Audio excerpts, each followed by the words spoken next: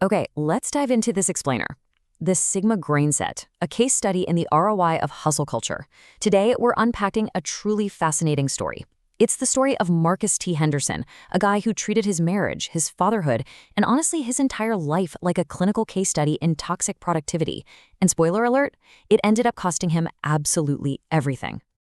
Picture this.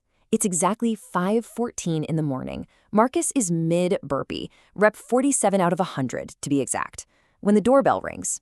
It's a process server handing him divorce papers. His wife, Jennifer, has finally hit her breaking point. And how does Marcus react to this devastating loss? He delusionally reframes it as the ultimate liberation. He literally described feeling something rising in his chest, calling it freedom entering the bloodstream. To really understand how Marcus got to this point, you have to look at the massive gap between his ego and his reality. In his own head and on his LinkedIn, he's a disruptor. He's a sovereign CEO. But the reality? His so-called Henderson Logistics Syndicate was just an Amazon side hustle selling tactical flashlights. It generated exactly $47 in total revenue over 3 months. He was quite literally trading his family for a completely hollow fantasy. And this brilliantly illustrates just how deep he was in that fantasy. When Jennifer takes the kids, Marcus actually checks his weekly screen time report, and the metrics are staggering. We're talking 32 hours of podcasts, 28 hours of YouTube motivation, 19 hours just staring at red crypto charts, and time spent messaging his wife, 11 minutes. The data proves, without a doubt, that he was actively ignoring Jennifer in favor of internet gurus. So who were these gurus taking up all of his time? Well, these were the mentors who completely radicalized him. Guys like Blaze Thornton, who literally taught him that a wife is just a limiting belief, or Derek Rannick, who preached that wolves don't apologize, and they definitely don't skip chest day for family events. Then there was Rick Valor, telling men to stop asking permission to withdraw shared funds for crypto. These internet strangers successfully trained Marcus to prioritize 4 a.m. alarms, freezing cold plunges, and unflavored creatine over basic human connection. This toxic mindset reached its absolute climax on a Tuesday at 6 p.m. See, Marcus had known for 5 weeks about his 6-year-old daughter Braylon's ballet recital. But at 4:47 p.m., he's at the gym, mid-set, staring down a 385-pound deadlift personal record. He looked at the calendar reminder on his phone, then looked at the barbell, and reasoned with himself. The iron doesn't have a recital. The iron doesn't wear a tiny tutu and forget the choreography. He actually chose the deadlift, posted it on Instagram for a grand total of 17 likes, and shattered his daughter's heart. Which naturally brings us to Greg. After the separation, Jennifer starts dating Greg. And Greg is literally everything Marcus despises. He's a high school history teacher. He drives a Subaru Outback. He wears fleece vests, and he teaches Marcus's son how to make pasta from scratch. To Marcus, Greg is the ultimate symbol of the ordinary, emotionally available, soft male. But the irony here, Greg is exactly the kind of man Marcus desperately needs to learn from, someone who actually knows how to just be present. So how does Marcus's optimization obsession hold up in family court? Not well. During the custody hearing, the judge asks Marcus why he hasn't attended any of the court-mandated co-parenting classes. Marcus proudly explains that the classes are at 6 p.m., which totally ruins his 3:30 a.m. circadian rhythm. He literally looks the judge in the eye and says he is too busy optimizing his life for maximum output. The judge, completely unfazed by his Grindset, immediately grants primary physical custody to Jennifer. His post-divorce reality is incredibly bleak. He moves into a tiny 600-square-foot studio apartment that he genuinely names Freedom Fortress Alpha. He refuses to buy a bed frame because he thinks it makes men soft, so he sleeps on a floor mattress beneath 3 monitors flashing crashing crypto markets. He even manages to get a Tinder date with a woman named Amber, but she walks out on him at a juice bar the second he aggressively defends his $11 a month business revenue. The delusion finally completely shatters. It's 1 p.m. on a Thursday, and Marcus hits absolute rock bottom, crying into a $5 Baconator in a Wendy's parking lot. An older guy named Earl actually knocks on his window. Earl shares that he lost his own daughter 20 years ago to alcoholism, and he just bluntly tells Marcus to stop playing the victim. He says smart guys are dangerous because they can convince themselves of anything. It was time for Marcus to stop lying to himself. Let's move to the deconstruction phase and see how this builds. Marcus goes back to his apartment, hangs a mirror on the wall, and finally takes a hard look at himself. Seeing how deflated and alone he truly is, he takes his very first incredibly humbling steps toward reality. He deletes his toxic men's group. He unsubscribes from all the podcasts. He actually goes to the basement co-parenting class. And he starts therapy.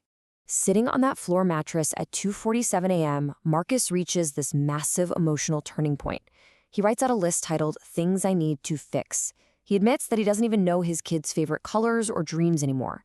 He admits he replaced presence with productivity and let internet strangers raise him and monetize his insecurities. But the biggest breakthrough? He realizes he was so terrified of being average that he became completely empty. He had mistaken total isolation for independence. Desperate and broken, Marcus drives to his mother's house at 7 a.m. He offers her this tearful apology for just disappearing into his hustle culture rabbit hole. And instead of judging him, she just holds his hand and shares a piece of wisdom from his late father, a guy who had struggled with his own workaholism. She tells him a man's not measured by what he builds, he's measured by what he protects. It hits Marcus like a ton of bricks. He'd spent years trying to build a fake empire while completely failing to protect the family that actually mattered. So the crucial point here comes from his therapist, Dr. Ruiz. She gives him a staggering diagnosis. His entire Sigma Grindset lifestyle, it was just a trauma response, a textbook case of hypervigilance. Marcus was constantly scanning for threats. Because love and intimacy are vulnerable, they can't be put into a spreadsheet or perfectly optimized.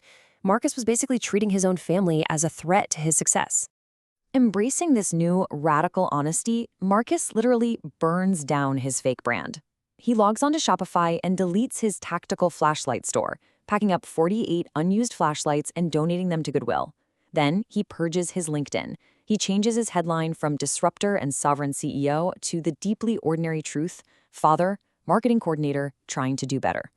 Because it turns out, Marcus actually had a normal, decent marketing job this whole time. He just stopped caring about it because it felt too average.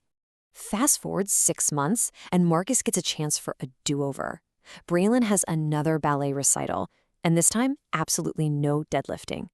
He shows up an hour early, he sits right there in the front row, center seat. He watches 20 little girls just chaos their way through a dance, and when Braylon spins the wrong way, he doesn't care at all. He hands her grocery store flowers, tells her she's beautiful, and later, sitting alone in his car, he cries. But not out of grief, out of immense relief that he finally actually showed up. And this transformation doesn't go unnoticed by his kids. For his son Aiden's 9th birthday, Marcus doesn't send some weird voice memo about delayed gratification. He shows up early, he eats cake, he buys him an illustrated dinosaur book because he actually paid attention when Aiden mentioned paleontology months ago. Later, driving home from soccer practice, 9-year-old Aiden hits him with this beautifully simple truth. He says, "I'm glad you're my dad. You're actually here now. It's nice." Because of this totally consistent effort, Jennifer revises the custody agreement back to a 50-50 split. Marcus moves into a real apartment with actual beds for his kids. And his new routine? It isn't optimized for a hustle mindset anymore. It's optimized for real human life. He wakes up at a normal 6:30 a.m., he cooks regular meals, he sits at the table and does homework with his kids. On Fridays, they watch Encanto. He rediscovers the profound, steady beauty of a wonderfully mediocre, routine life. But maybe the most stunning example of Marcus's total ego death happens on a random Saturday morning. Greg texts him to get coffee, and Marcus says yes. A year ago, Marcus would have aggressively challenged him. Today, they sit for 2 hours and just talk like normal guys. Marcus fully accepts that Greg is a good man and that his kids are lucky to have him. When Jennifer and Greg's wedding day finally arrives, Marcus graciously stays home, processing his sadness, but letting them have their perfect day without any interference. So, what does this all mean? The core takeaway of this entire explainer is right here. The grind is a distraction, not a destination. Presence will always be greater than performance. You can never optimize, out-earn, or hustle your way into happiness. Real human connection doesn't require a podcast or a masterclass or some ungodly morning routine. It simply requires you to do the hardest, most boring, and most beautiful thing in the world. Just show up for the people who love you. Now, what's really interesting is the single number. 0. That is the exact number of podcasts Marcus listens to now. He used to clock 32 hours a week outsourcing his internal monologue to internet strangers. Now, he just drives in silence. Because sometimes silence and stillness offer the absolute greatest return on investment you could ever ask for. Which really leaves us with one final profound question to chew on. When we fill every single moment of our days with productivity hacks, side hustles, in this desperate need to prove we aren't average, what are we really running from?